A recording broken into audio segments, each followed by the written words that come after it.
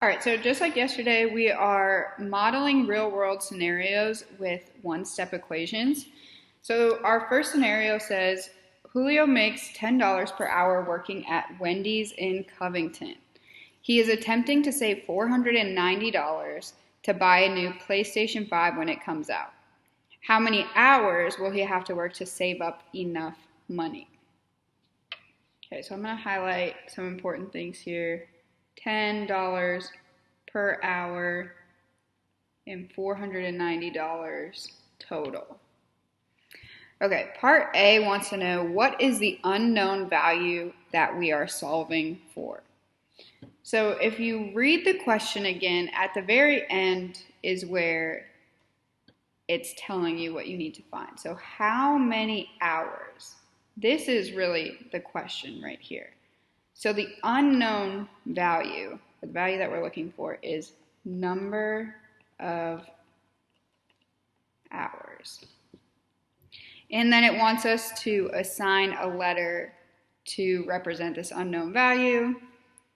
I'm going to use H for hours. All right, the next step is to write an equation that models a scenario with the desired value on the right hand side. So when it says desired value, it means what is the total that you're trying to reach. Since it's asking for an equation, I'm going to start by just placing an equal sign in the middle, and then I want to figure out what goes on each side. So our total amount that we're trying to get to is going to go on the right hand side. So the total amount that he's trying to save is $490. And then I know that he gets $10 per hour that he works.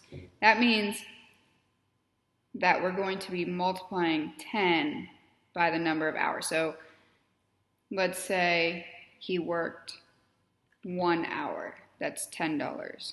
2 hours would be $20. 3 hours, $30. So what you're doing is you're taking that number of hours and you're multiplying it by 10 each time. So when we read it like this, 10H, that means 10 times the number of hours. Okay, so this is our equation. 10H equals 490. Now, we want to solve the equation so we can actually find out how many hours he needs to work. So if we remember from last week, to solve one-step equations, all you have to do is identify the initial operation and then perform the inverse operation. So we just said above that 10H means 10 times H. So that's multiplication. The inverse of multiplication is going to be division. So since H is being multiplied by 10, we're going to divide by 10 on both sides. The 10 divided by 10 cancels out, and you have just H.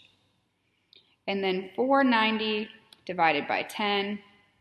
Since those both have zeros at the end, they cancel out.